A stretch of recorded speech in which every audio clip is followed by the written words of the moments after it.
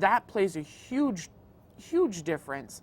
And at the end of the day, Cincinnati has a good defense, but I mean, we've talked all year, you can't stop the wide receiver core of the Pittsburgh Steelers. Yeah, those three main receivers, they're just so much fun to watch. And for one, if any one of those receivers goes to a different team, they're automatically that number one receiver. They've got three in one team. Well, Pittsburgh's wide receiver academy, just a few years ago, they had a Santonio Holmes, and they had a Williams, I think, was Williams, the guy who eventually went to Miami and then went to Minnesota. Mike Wallace, that's who they had. And Pittsburgh is just, they have great receivers. And I think, but without a running game, though, I think it levels the playing field. But that's kind of when you're saying leveling the playing field, that's a lot. That's for a lot of these teams right now. Houston, again, on a backup running back. Kansas City on their fourth running back. Pittsburgh might not have DeAngelo Williams back. Some of the other teams, Green Bay's been dealing with running back issues all year. Yeah, because Eddie Lacy got fat, but that's not because he didn't get hurt, he got fat. Let's be honest. There's a lot of teams in the playoffs right now, and I mean, you could even say Carolina as well, with Jonathan Stewart hurt as well. Patriots are on their fourth or third string running back. So Cardinals are on their third or fourth string. They're on their fifth. Right. So there's all these teams. It proves that the NFL has progressed into a passing league. Oh, yeah. Because a lot of these teams, these are all playoff teams, and they're on their third or fourth string running back. It's like, okay, the running game is kind of there just to help out a little bit. But if you look at Pittsburgh going into Cincinnati to play this game, Cincinnati's defense, their best part of their defense is their front line. How much of a difference is not having that running back really going to be? Because you're not going to run the ball that much on them, or at least not very much successfully. Yes, it kind of opens it up, but they're never worried about it. Well, to go on that point as well, Cincinnati's strength is that front six, front seven, front eight right there. And if you know Big Ben's going to be back in the pocket 50 times in this game, you already know what you need to do. Just get a good pass rush going, and they can definitely get a good rush on that Steelers line. They could sack Big Ben a lot and force him into making some bad throws. And, cornerbacks get just hit him the right way as well. I mean, he's hurt. It's obvious. So, I mean, one hit could take him right out again. But again, you're talking Big Ben, who is a very mobile, big man. It's tough. It's hard to bring him down. So, I mean, you can rush all you want, and he's going to get sacked. I mean, there's no argument there. He's going to get sacked a lot in this game.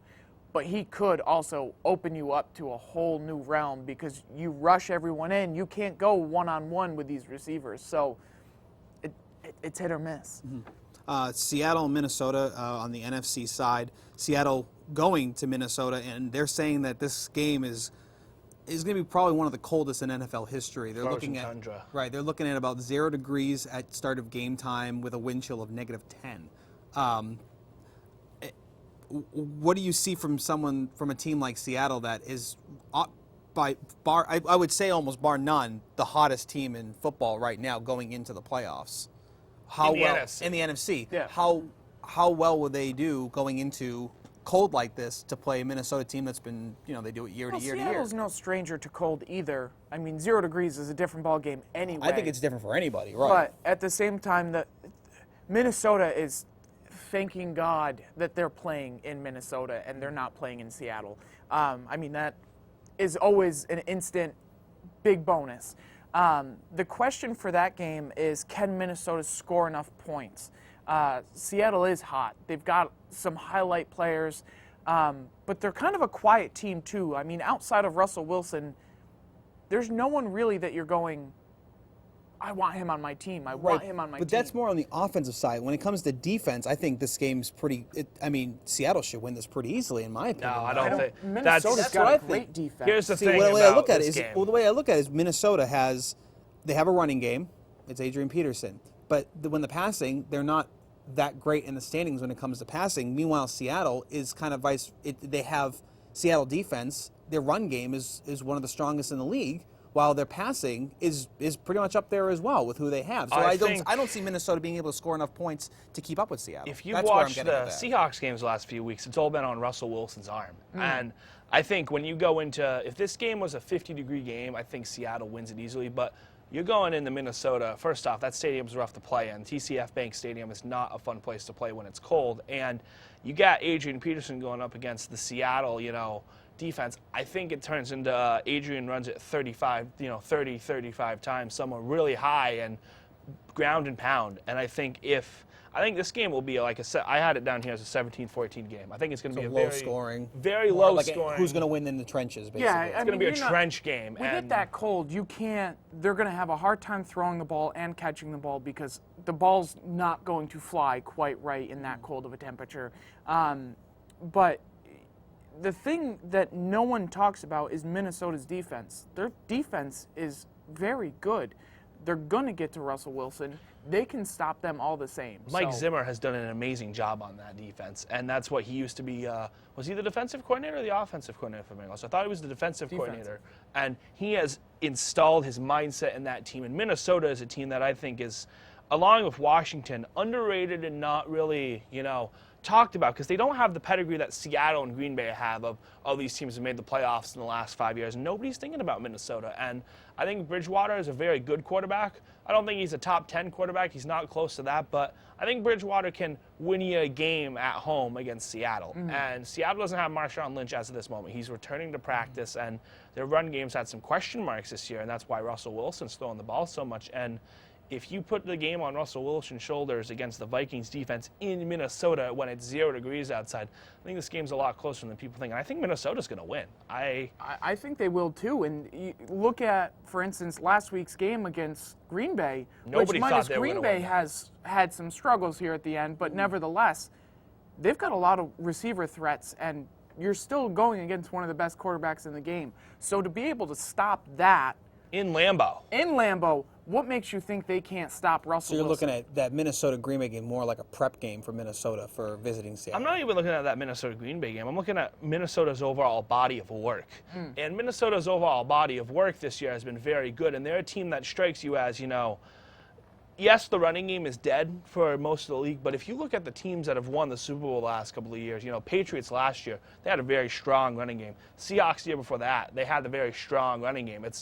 In order to win in the playoffs, you have to be able to have a running game because you got to be able to close out these games. And, nobody's winning playoff games with 49, 48, scores because it's a totally different ballgame. And I think Adrian Peterson, he's on his revenge tour for, being suspended last year by Goodell. And I think Bridgewater's playing some decent football. And I think this is a team that can make a run in the postseason if they can get past the Seahawks this week. It's really funny because throughout the whole season, we always talk about the quarterback. The quarterback is the main responsibility for an NFL team. If they have quarterbacks playing well, your team's playing well. But doesn't it always seem like once the playoffs hit and Super Bowl, it's almost the reverse. It's like, is the defense playing well? Is the running game going well? I think you see that a lot. You have and one thing I always think of is the undefeated season for the Patriots, where they were breaking offensive records like crazy, get to the Super Bowl, and it was the run game that hurt them. That's what they really needed. They needed a strong running game to be able to help out against that Giants defense. So I look at it kind of like the same thing with Seattle. You had Denver, the best offensive team that year, versus Seattle, the greatest defense. Who prevailed? Defense wins championships. It's the old adage of defense wins you championships and offense wins you headlines. And right. The offense you can superpower your way to the playoffs in the offense, but once you get to January and February football, you better have a defense that can stop everything because that's the game's just the tone of the game changes because you're no longer facing those teams that have weak defenses. Every team you face has a good defense. I don't pick one team on this list and show me how they have a bad defense. Like all the teams on this list have good defenses, even Washington. I'll argue that with Pittsburgh. But I mean, now with that being said, you look at Seattle and go, okay, they're known for their defense for the last 2 years. But their offense is what's carried them this year. Has not been anything what it used to be this year. I mean, every game they've won down the stretch is because of Wilson's arm. It has nothing to do with their defense. No. So that's where you're looking at Minnesota going, they don't have to throw the ball for 500 yards. They just got to get 14 to 20 points. You got to score 14 to 20 points. That's not counting your special teams doing anything. It's not counting your defense doing anything because Russell Wilson will turn the ball over every now and then. He'll throw some bad passes, and he's still a young quarterback. Okay, let's go to an MVP quarterback with Aaron Rodgers, Green Bay against you like that in Washington. So I got some stats for the Redskins. So in the last 3 games for Kirk Cousins, he's 65 for 89, 860 yards, 11 touchdowns, 0 interceptions. And remember, he only played half a game the following game. The last time he had a game. quarterback rating under 100 was against the Panthers in November, and the Redskins are on a 4-game win streak. I think they're going to win this game against Aaron Rodgers. I think it's easy win for him. I mean, I Green mean, Bay I is kind of falling saw the same apart. thing. It's the Green Bay backdoor ended, back end. What is it? Backdoored into the playoffs. Yeah. It's kind of like, okay, their record was good enough throughout the year to be able to get them in there. Green but Bay got into the playoffs because the Lions didn't get better until they fired their offensive coordinator and GM. If the Lions would have started the season, if the way they finished the season, Green Bay would not be in the playoffs this year. And, the Packers have scored an average of 14 points over their last 2 games. That's 2 touchdowns a game as compared to the Redskins, who are scoring, had it written down, 32.7 points per game their last 4 games. Wow. And they are just Kirk Cousins is looking for a big deal, and he is lighting it up. And if this No one game had is any Green faith Bay, in him, and I mean, I didn't really either. But he's Right. done well, and he plays well at home. I mean, if you look at what he did at Michigan State, I'm a huge college football fan as well. Kirk Cousins always struck me as a quarterback that I wouldn't think would be top 10, but Alex Smith type of guy. Yeah. You put him in the right system, he can definitely, he could run a team well and he can do a good job. And I think he's proven this year that when you get full faith in him, he can be a good quarterback. And I mean, even with RG3 problems, I don't think was it last year with the RG3 all the back. I mean, I was saying throw Cousins in there. Yeah. He seems like that kind of quarterback that with the receiving core he has and the offensive coordinator, they can put something together, and just was too little too late. Yeah, I mean, I like your analogy there with Alex Smith, and it's a very similar type of thing because he's never going to be a Tom Brady or he's never going to be an elite quarterback, but he can do more than enough to win a game. You can rely on his shoulder to win the game, but he won't make errors. He just makes those. He's gotten the consistent interception. The interception problem at the beginning of the season and the end of last year, which he had, that was the knock against him, was he threw too many interceptions. He's not throwing those interceptions anymore. And now that he's smart got with the that football, behind right. him, that team looks like a team that, they're 9-7, but they look unstoppable at this point. So you guys are saying that Pittsburgh goes in there, beats Cincinnati, which means Pittsburgh goes to Denver, theoretically, next week. Kansas City and Houston, the winner of that would go to New England. And I think you guys were saying, you guys kind of split, weren't you? I think, as a Texans fan, I want them to win. I think Kansas will win. I think who's going to win? I think it'll be Kansas, Pittsburgh, Minnesota, and Washington winning this weekend, personally. That's what my picks are. Now, Minnesota, I think, is not the top seed of these 4, correct? So it would be Washington would go to Carolina. Washington would go to Carolina. Minnesota would go to Arizona. Yes. 2 teams that are just chomping at the bits right now. And I want that. Personally, for me, I want to see that as your NFC Championship game. There's no way you're not going to. There is not a team in here that's going to put a number on Arizona, and there's not a team in here that can really do damage to the Panthers. They could have a fluke. They could. I mean, especially with the Panthers because they're still young. Well, the Panthers' only loss was a fluke. Let's be honest. Yeah. The Panthers' only loss was just they thought too much of themselves, and that's the lose a game, get refocused game for them too. Yeah. And when a team is like I honestly said that when Yeah. the Pats were going through their undefeated season, a lot of talk between myself and other Pats fans was like, always wanna lose a I really game. wouldn't mind losing a game. I understand because you want to have that focus. You need to be brought back down to the back to square one and go, all right, let's refocus. What do we have to do? Because people that are going undefeated, they just get too much. It gets overwhelming. the hype train goes off the rails. And from the players Carolina. will tell you 1,000 times, it doesn't matter to us. We don't care about the record. We just want to win the Super Bowl. And it's like, no, the record, everything matters to you. There's still tons of champagne on ice for the 72 Miami Dolphins, hoping that no one ever breaks that record. It's because they had to play less games at the same time. Yeah, so and they I play think 16 games, something like we that. got something like the 72 Miami Dolphins, and I would rather go 8-8 and go on a run and win a Super Bowl than go Right, 19-0 absolutely. any day, because the Super Bowl is what you're going to get remembered by. If the Panthers lose next weekend, they're always going to remember their amazing 15-1 regular season. They're going to be remembered as a team that went 15-1 in the regular season and couldn't win a Super Bowl. And I think that in the NFC, it's pretty clear. In the AFC, though, it's a toss-up. There's not a single team in the AFC that I think is going to win. And I don't know. Maybe the Patriots, if they can get Edelman back healthy. No, Maybe. How? Sorry, Paul, and you can just smile, but Go Haters gonna hate. This isn't hate. This is just looking at the team. I say this as a Patriots hater, though. I say that as a full that's Patriots why hater. that's why I'm smiling, because I know he Like- doesn't like the Patriots just as much as you do, and he's picking of all the teams he's looking in here. He's going, the Patriots probably have a better chance of doing it. No. The one No. thing, the one thing I look at is Kansas City or Houston. I don't see them either of them going into, and that's if our predictions is Pittsburgh winning this game, because otherwise I believe Cincinnati goes to Yeah. New England. I don't see Kansas City or Houston going into New England and winning. What So I'm I see at hoping least for- New England getting, I do. if they can come in and get a little bit of momentum into the AFC Championship game, whether it's going to be at home or it's going to be in Denver. I know the Pats can go into Denver and win because they've shown they can do it with nobody.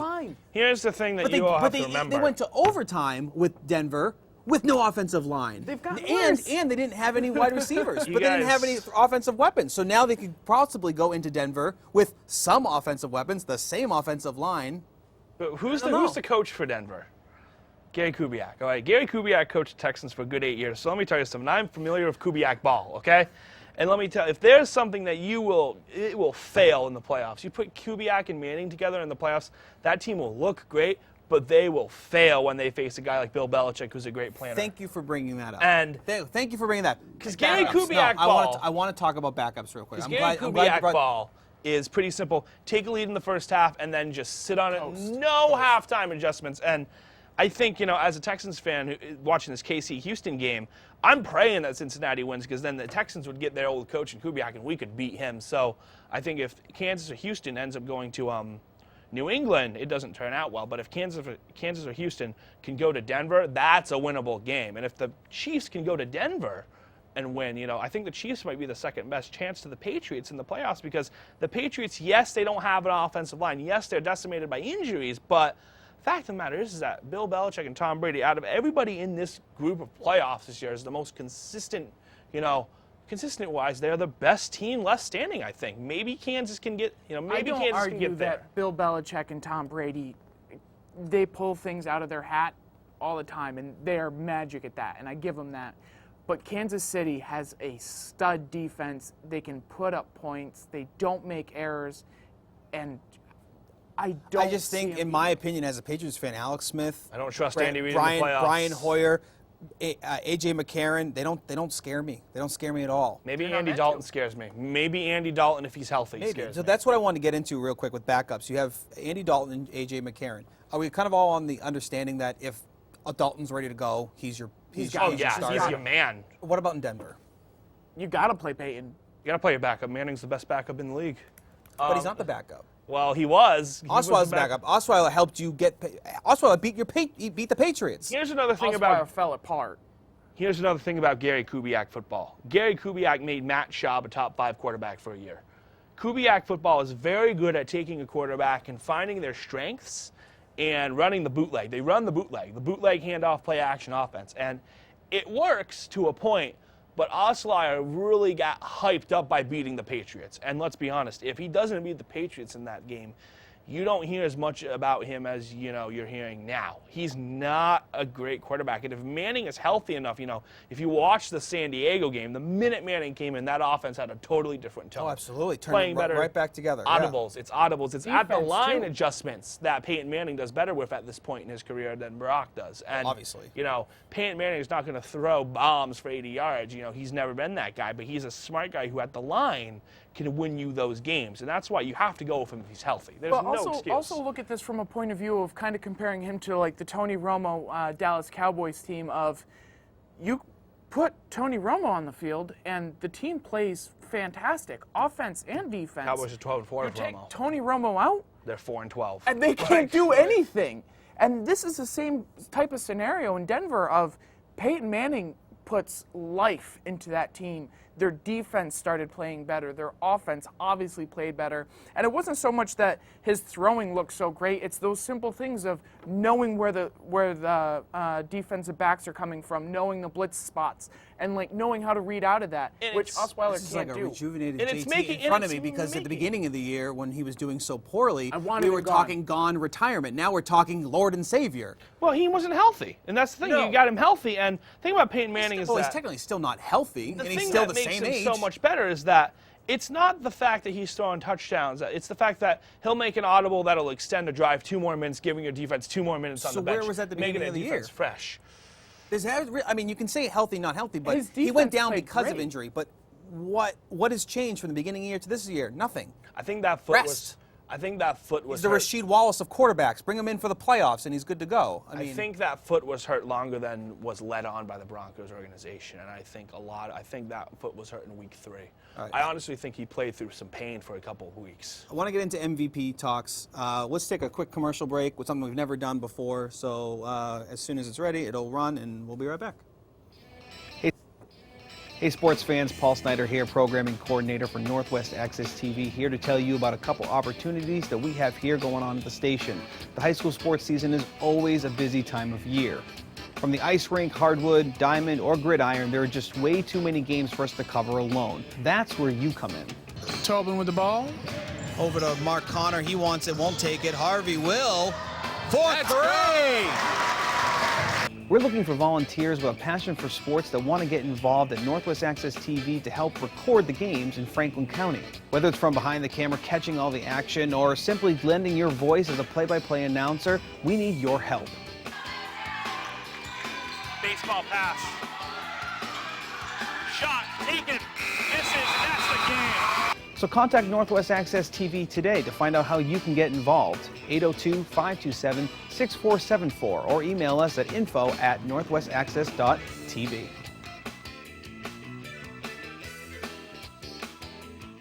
On Northwest Access TV, local sports is a big part of our programming. We like to re-air the game several times so that local fans can catch the action when they can. So why not take advantage of this if you're a local nonprofit or business? Become a sports sponsor on Northwest Access TV.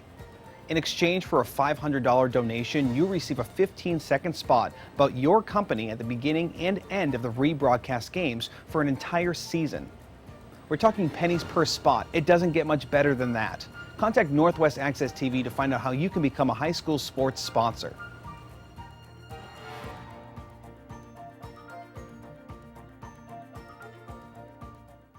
Game-winning goals, buzzer beaters, or one-handed catches. Relive all the greatest sports moments of this year from the comfort of your own home, whether it's an entire season or just one magic moment. Sabaka out to Casarino. Casarino puts it up and hits a three-pointer. A DVD of that special game will run you about $15 with an additional $5 for every copy after that. If you want to order an entire season, give us a call for some special prices. A perfect gift for the coach or athlete in your family. 2 ways to order, either online or by phone, northwestaccess.tv, click on the Buy a Show tab, or give us a call, 802-527-6474. Order your copy today.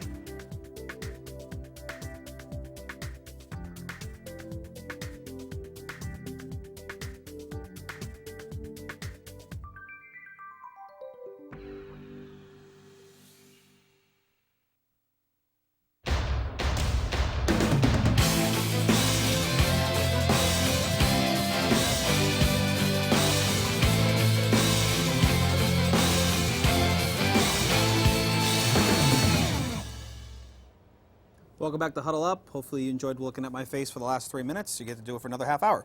We've been talking football for the last 30 minutes. We're going to continue that real short, and then we're going to get into a little bit of local sports. MVP talk is what I wanted to get into. There's 3 candidates out there that people have been talking a lot about. 2 are obvious between Cam Newton, Tom Brady. The other one is Carson Palmer. Thoughts, opinions, comments, regrets? So this is where I'm going to say my piece, and you're going to love me for about 30 seconds, okay? Oh, man, I love you a lot more than that. So with Tom Brady, he has managed to do what he has done with nothing but backups and nobodies, and it's fantastic. I mean, he truly is the best quarterback in the game. He just is, and I give him all the props in the world.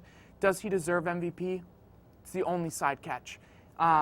If the other, if it's Palmer, different. I think it's different between league MVP and team MVP. Right? Do you know what I mean though? A lot of the times we talk about personal stats, and I'm like, okay, great, he did that for his team, but what if you took that player out of the team? How does the team fare? Well, in that case, you also look at the other 2 players and go, neither of those teams are doing what they did. Well, we saw what those 2 teams did. We saw what the Cardinals were like with Ryan Lindley slinging the ball last year. they're awful. They're god-awful. And to take Cam Newton out of the Carolina, that team is maybe an 8-8. What are you taking, 9-7 like teams. 40 touchdowns or something out of that equation? And it's the fact that 45, he's 45 such touchdowns? a dual threat as a runner and a thrower. There's not a quarterback in the league that can match Cam. Maybe Russell Wilson can match how athletically gifted that Cam Newton is. But I think it's also more than just his athletics when you talk about Cam. What Cam brings to that team is energy. Personality. His lifestyle, his passion for what he's doing on that field, even when he got hurt for that one play and what's-his-face came in and threw the ball and got a catch, or they made the catch, and he's just ranting about him. I mean, this is a guy who just inspires his team to play. They can't do any of that without him. I mean, obviously, we agree they're not 15-1 without Cam Newton. What's a realistic record for someone like the Panthers, knowing that their defense is pretty damn good? They're a 9-7, 10-6 team if you throw someone like Andy. Not Andy. So 10-6, is that enough to get into the playoffs? In that division this year, yes. And I think so. That's what I'm kind of getting at, is that you take Cam Newton out of the equation, maybe they lose another 4 games, something like that, 4 or 5 games. You take Tom Brady off the Patriots, and that AFC East is still kind of a train wreck. I mean, you have the Dolphins who fired their coach midseason. You have the Bills who just went downhill. But if Brady's not playing this year, the Jets win that division. Oh yeah, easily. And that's only because Geno Smith got punched in the jaw. Let's be honest. Like, that's the only reason. Impale, is that it? Impale? I can't say his name. Yeah. Then I look at someone like Palmer as well, which we talked about. You take him out of the equation, that team's not. I mean, they go 14-2 this year? If Palmer's not on that team, they're not making the playoffs at all. I will argue that one because Drew Stanton is a very good backup quarterback. The reason the Cardinals struggled down the stretch was not because Palmer was gone, it was because Stanton and Palmer were gone. And I think, that's right. That's right. Yeah, they did. Talk about your backup. You want to invest in your backup a lot. Didn't Stanton go in for Palmer and win a game or two? Yeah, Stanton was like 2-1 or 3-2 without Palmer there, and then he got hurt, and then you had Ryan Lindley chucking the ball, and that's when things hit the fan. You take Cam Newton out, and you got Derek Anderson. So I mean, that's an MVP Pro season, right? Former Pro Bowl quarterback. Just throwing it out there. The backup is there. I'm just saying. But when you look at Brady, never doubted DA. It's so funny because when I look at the Patriots, if I'm looking at all of these offenses on the field at the same time, and I take away all the players that have just come and gone. I mean, you're looking at that offensive line for Brady. He's got nobody. He's gone through 3 or 4 running backs. He's gone through 3 or 4 extra wide receivers. The only person that's been on that field with him the whole season has been LaFell, who doesn't have the receptions. So Brady's literally, we've called this year, it's me against the world.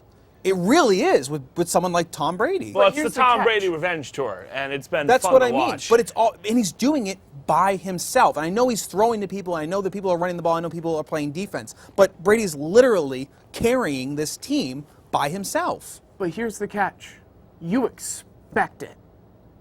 That takes a lot away. At least for me, I expect Tom Brady to do that. Because of what he has done in the past. You expect him to be able to play regardless of who's on that field. You expect them to win the games, that you expect them to play well. You don't expect from Cam Newton. Up until this year, you did not expect Obviously, we were looking at the schedule at the beginning of the year, and we're like, Panthers. Oh, yeah, they're a pretty decent team. They got a good defense. Cam Newton can throw. They'll probably go 11-4, 11-5. And people didn't expect Palmer to come back and have a year that he did. Those are 2 players that you didn't expect what happened. You expected what came out of Tom Palmer. Brady. If Eric Berry did not come back this year from cancer, Palmer wins comeback player of the year easily. And I think what Palmer has done in Arizona is that he's done the whole Tom Brady thing of he's taken that team around him and he's made Larry Fitzgerald. He's rejuvenated. Bruce Arians is arguably Bruce. I actually give probably more credit to the coach than I do to the quarterback in that situation. Palmer's always He's been one a of those decent types of quarterback, coaches. though. You look at these 2 other guys; they're both. Did Palmer win a Heisman when he was in college? Mm-hmm. Both Heisman-winning quarterbacks in Cam and Palmer, and I think Cam this year. If you're looking at, it's the argument of who is the best player and who is the most valuable player, because those are 2 totally ever argued. Because I'll take Tom Brady any day still. But the most valuable to his team, I think, is Cam Newton. And I think it's because, with Tom Brady, the Patriots have been a mess. But once again, Bill Belichick, one of the greatest coaches in the NFL, he you take Bill Belichick and you give him Jimmy Garoppolo. We don't know how well he is. Right. Garoppolo could win. Is it a 10 system games. thing or is it a player thing? It's not even if it's a system thing. It's the fact that, great coaches will adapt to what they have. And with Cam Newton, first off, he's working with a defensive-minded coach in Ron Rivera. Ron made his money as a defensive-minded coach. And the fact that offense has been so good with Cam Newton this year. And also, Cam Newton lost Kevin Benjamin, his number one receiver, first week of camp, torn ACL, out for the year. So it's like, it's not like Cam Newton has a whole healthy team around him either. He's suffered with some injuries this year too, and I think he's done an amazing job of making that team his. And it's really hard this year as far as MVP goes because, you got 3 candidates who all deserve some share of the award. And it's going to be interesting to see what the voters think of that. I really think when it comes to Carolina's record and what they've done just on a dominant level, that you're looking at someone like Cam Newton because he can do both sides of the ball, 15-1. which really stinks to say because for someone like Palmer and Brady, it's not fair to discredit them because they're not running quarterbacks. But that's just something that Newton brings to the table that not many quarterbacks can. Well, any sort of MVP is always kind of challenging. I mean, as we're transitioning into our local sports next, we talk about BFA and what's his name? Which one? The redhead. Oh, Cody Parra. Parra. There we go. You look at this player who doesn't put up stats. No, he but probably puts up like four points a game, couple rebounds, but it's his effort. It's his emotion during the game, and that's what I see out of Cam that just makes him so valuable. It's just the persona he puts on that game. And so as we transition here to local sports, you look at somebody like Parra who just has this passion and his will to just stand there and get knocked over. He brings a side of the game that's so much different than everything else that you can't look at him and go, he's our MVP. But he kind of is. I mean, Right. Without that, you lose a lot. So it's tough. yeah, we've seen that from BFA this year, and this is a great transition into local sports. That I mean, most of the time when they're playing, they seem to be down at some point, and they bring someone like Parra in, and it looks like he rejuvenates the entire team and it's very simple. He just takes a charge. He gets a block, he gets a rebound. Not just one, it's like 5. Oh, right, yeah. No, it's funny. He could probably hit a double-double if he was doing like rebounds and charges. Right.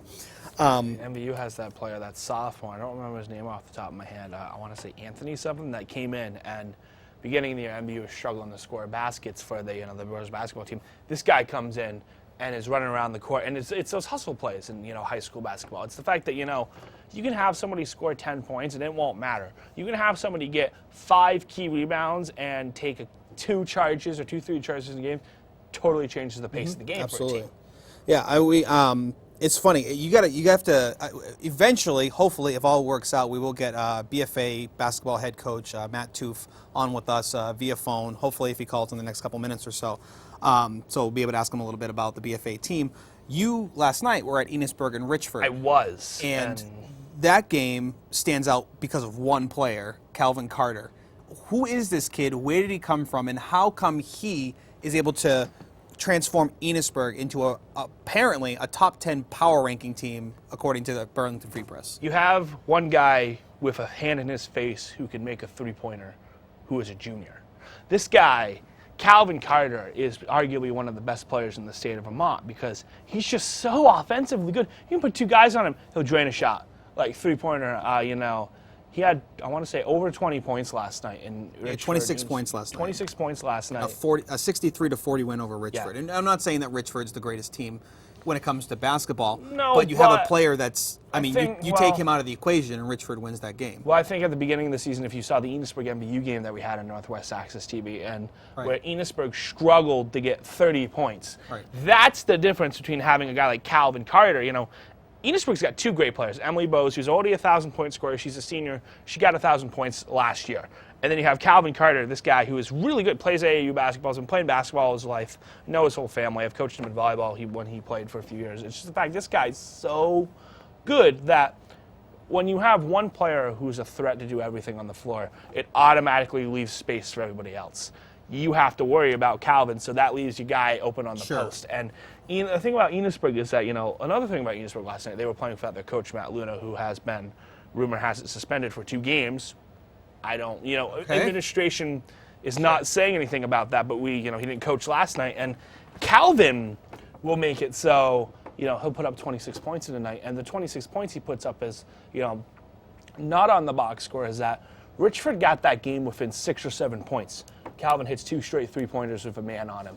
All right, so that's his offensive side. What about the defensive side? Like, are we? Defensive-wise, he's good. He's good at hustling for the ball, and he's very tall and lanky. He's got that length, like Kevin Durant, just a bigger, not a big man because he's kind of skinny, but fast and Right, quick, that and that lanky, ability quick, to right. open it up for other people. JT and I, we can't get enough of Chris Myers-Tinney with BFA. Can't get enough of this kid. He shoots, he passes, he steals. He had almost 10 steals against was it Colchester? And he would have had way more if he didn't. If he played at the end of the third or fourth quarter. Most of the fourth quarter he didn't even play. He didn't play the fourth quarter. Right. So I mean, this kid, watching him play, we can't get enough of him. Every time he's on the floor, that's where our eyes start to draw. Myers-Tinney is a very good player. Which is funny because he's not the player that I think a lot of people were there to see with Jens Ulrich Verdebeer, their starting center.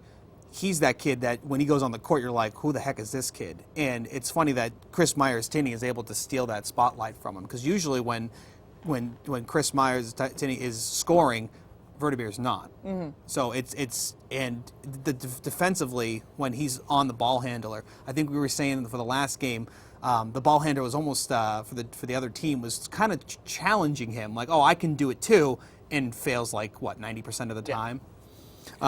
And that's the thing about a guy like Calvin Carter for Enosburg is like, you have those guys, and sometimes, especially in Vermont high school basketball, you have one player who's so good, he turns a bunch of average players into a bunch of good players. And when Calvin's on the floor for the Hornets, that's what happens. Is he takes a team of guys who aren't normally great and makes them a good team solely because of the fact that he's a threat to shoot from anywhere, he's a threat to do anything, opens up the whole offense for everybody else.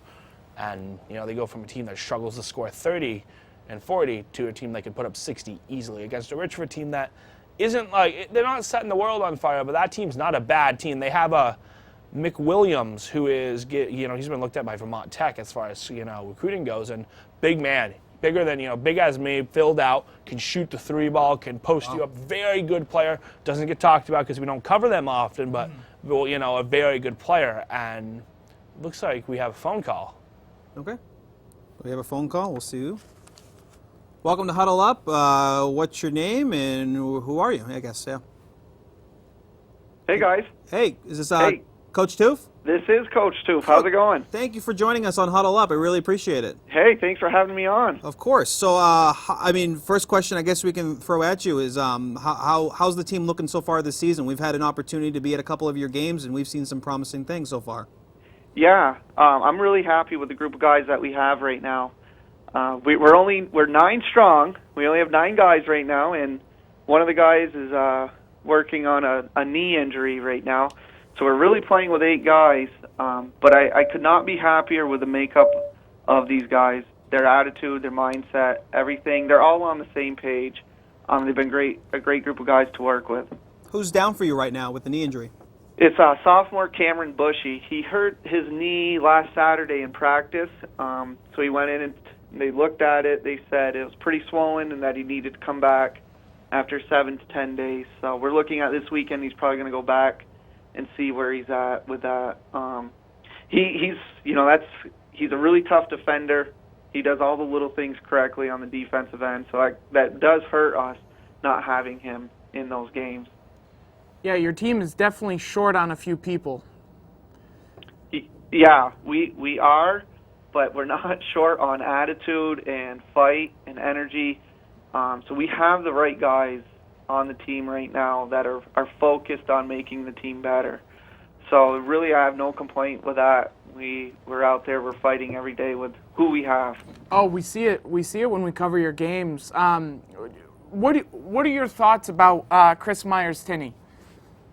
So I've had the luxury, this is only my second year of coaching varsity, so I've been working with him. I was the JV coach before that. So I've been working with this kid since he was a freshman. And he came in kind of like, like a street baller kind of flair. Yeah, we can see that. Absolutely. You can definitely see that with his yeah. play. And he's really developed into that kind of player and more. He's really learned a lot about the game. He's put in a ton of time. He's the kind of kid that always has a basketball in his hand. It's his life. It's his world. So it's really been nice to see that he can still play with that flair, and he's become such a smarter basketball player. And I've gotten to know him personally. The kid has quite a story. He's probably one of the most polite and respectful kids you'll meet. And he has really big plans. He wants to go to Arizona University next year.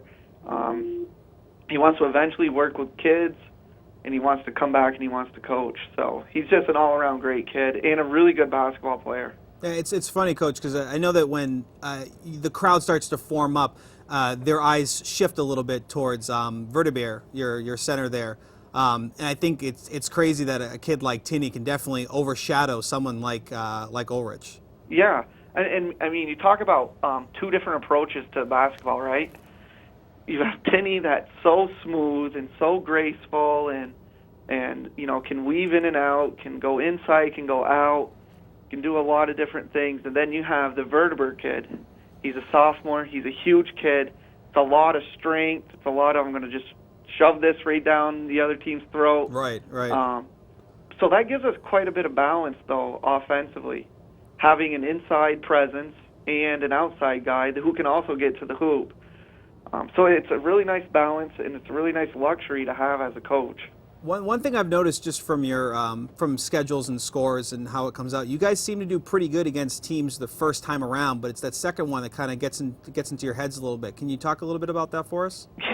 Yeah, and I wish I knew what the problem was. Right. Part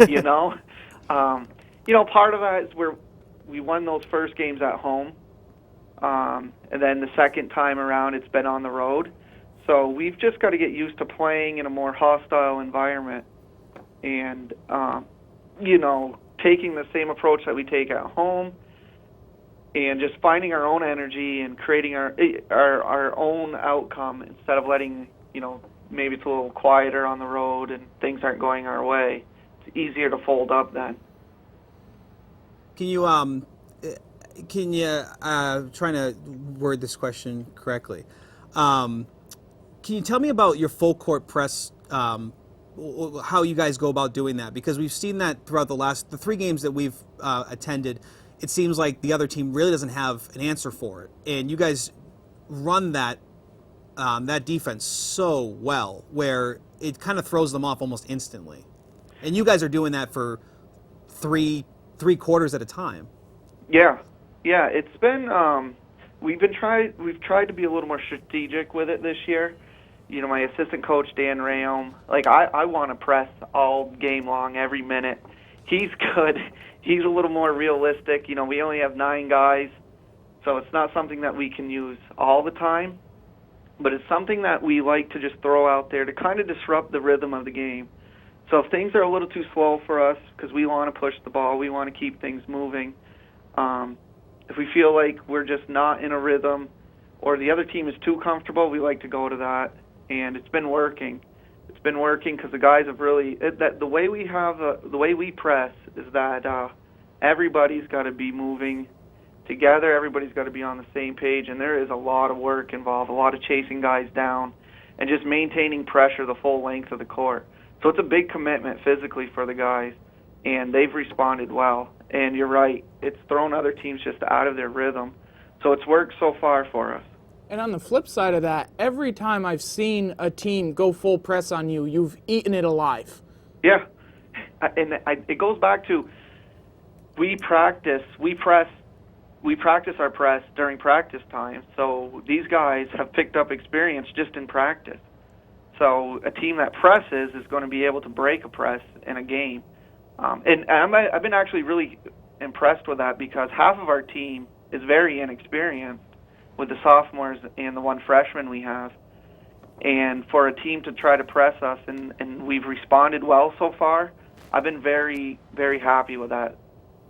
One kid that we seem to not be able to get enough of, and we love this kid's energy and how much he just rejuvenates your team, and you may know who I'm talking about from the start, is Cody Para. Yeah. Tell us something about this kid that we don't already know, because every time he's on that court, everyone's got smiles, and he just seems like I think he took like 5 or 6 charges against Colchester last week, and that whole bench is just up in arms, right behind him. Yeah. talk about a kid that is willing to do all the dirty work. You need a kid like him. Cody Parra will do anything and everything for the team. He doesn't care if he gets 10 points, 100 points, or no points at all. Sorry about that. No, you're fine. He's willing to pick up a charge or 2 or 3. He's willing to play team defense. He's willing to bark at the guys. And they respond well to him because he has their respect, because he does all the little things correctly. I wish every guy took the same approach to basketball that he does. He will set a screen. He will box out. He'll fight for position. He is just a real take my lunchbox to work kind of guy. And I really, really appreciate having a guy like him on the team. Every team needs a guy like him. One thing you said is that they're not afraid to bark at another player or something like that. That's actually something we haven't seen at all from your players. We see a lot of the eye rolls and the hands in the air from visiting teams. Your team seems to be very well coached, and credit to you, where they're very subdued when it comes to things that don't go their way. Yeah, and I can't take credit for that. These kids, all of these kids, come from great families that have been taught the right way, that have been taught to respect their coaches, respect the officials, respect their opponents. So all that stuff happened at home, and I just get to benefit that, and I'm sure that makes me look good, but I can't take any credit for that. The only thing that I can take credit for is that we really stress, Dan Rayom and I really stress communication. We have to communicate. We have to get these guys to talk. Now, having a team with a bunch of sophomores, they're a little more apprehensive to come in and start talking and barking out orders and, getting guys to move and where they're supposed to be. So that's been a big focus for us, communicating amongst each other to make sure that we're holding each other accountable. That's been a challenge for us, getting guys to do that, but I think they're doing a better job than they were at the beginning of the year. Is there a game on your schedule you have circled right now on your calendar that you're looking forward to? Yes. Tomorrow night's game.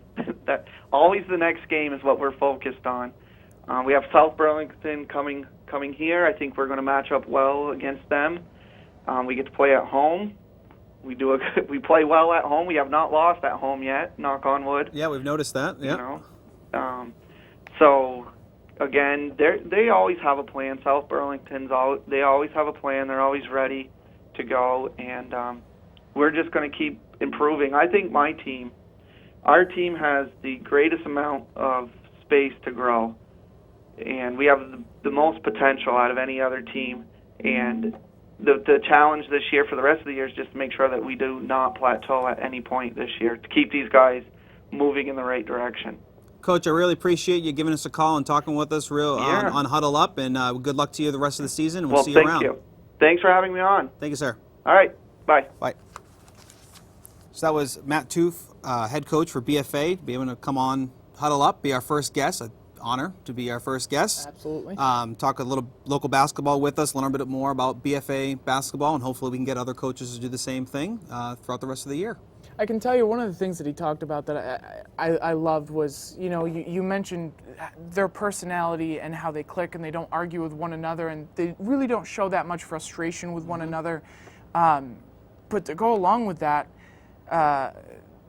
they just pass the ball. I mean, there's not a single person on that team very unselfish that basketball. is selfish at all, and that's what you want to see, especially out of high school sports and high school kids, because that's the hardest part to learn, is to be unselfish, because your nature is you want to go selfish. in there and have the ball, right? So Lots of great local high school basketball teams this year. Lots of talent in Franklin County, and it's been a while since we've had this much talent up here. It's exciting to watch. it is. So running out of time here, we got 1 minute. We got to wrap up. Another big thing also, BFA hockey. I think they're undefeated this season, which is insane to talk about as well. So, like you said, a lot of talent for sports in Franklin County, and we're looking forward to being able to cover it here on Northwest Access TV. So I'm Paul. He's Dustin. He's JT. This is Huddle Up. We'll be back next week, 2 to 3 o'clock on Northwest Access TV, Channel 15.